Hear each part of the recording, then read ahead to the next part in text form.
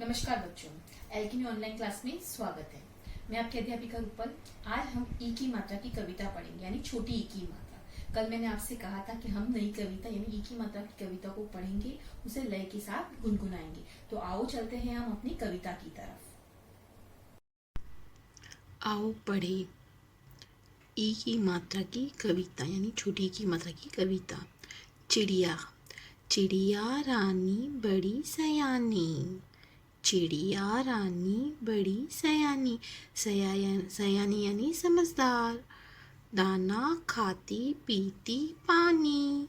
चिड़िया रानी क्या खाती है? दाना। और क्या पीती है? पानी। मीठा मीठा गीत गाती, हम सबका मन बहलाती। बहलाती यानी मन लगाना। दोहराओ मेरे साथ फिर से। चिड़िया रानी बड़ी सयानी। यहाँ पे देखो, आपको छोटी की मात्रा लगी हुई है चिड़िया पर और सयानी पर लगी है बड़ी की मात्रा। तो दोहराना है अच्छे से। चिड़िया रानी बड़ी सयानी, दाना खाती पीती पानी, मीठा मीठा गीत गाती। आपने चिड़िया की बोली सुनी है? वो कैसे करती है? छू छू छू करती है ना, कितना मीठा मीठा गाती है सुबह सुबह। हम सबका मन बहलाती यानी हम सबका मन खुश करती है। मीठी इसकी वाणी, वाणी यानी बोली। इसकी बोली कैसी है? मीठी मीठी। माता की बात सदा ही मानी, वो अपनी माँ की बात सदा मानती हैं। बस इतनी सी कहानी, चिड़िया रानी बड़ी सयानी। ये किसकी कहानी है? चिड़िया रानी की। मीठी इसकी वाणी, इसकी बोली बहुत मीठी है।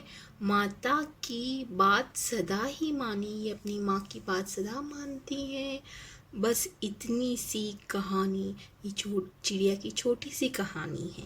चिड़िया रानी बड़ी सयानी। चिड़िया रानी कैसी है? बड़ी सयानी है यानी बहुत समझदार है।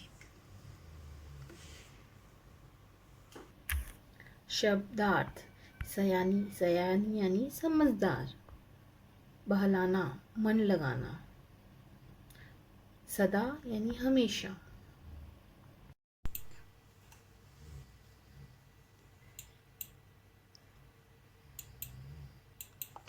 चिड़िया और मछली।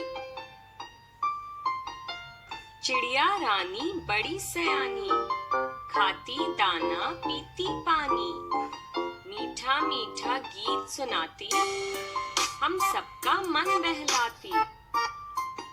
मीठी इसकी वाणी, माता की बात सदा ही मानी। बस इतनी सी कहानी, चिड़िया रानी बड़ी सयानी। ई की मात्रा की कविता हमने पढ़ी। अब इसके कुछ प्रश्नों को हम देखते हैं। सही उत्तर पर सही का निशान लगाओ। प्रश्न क, चिड़िया रानी कैसी है? सयानी, नटखट, काली। आपको सही पर निशान लगाना है। प्रश्न दूसरा, चिड़िया कैसा गीत गाती है?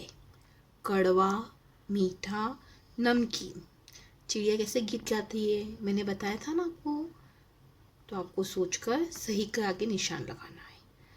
प्रश्न ग, चिड़िया किसकी बात सदा मानती है?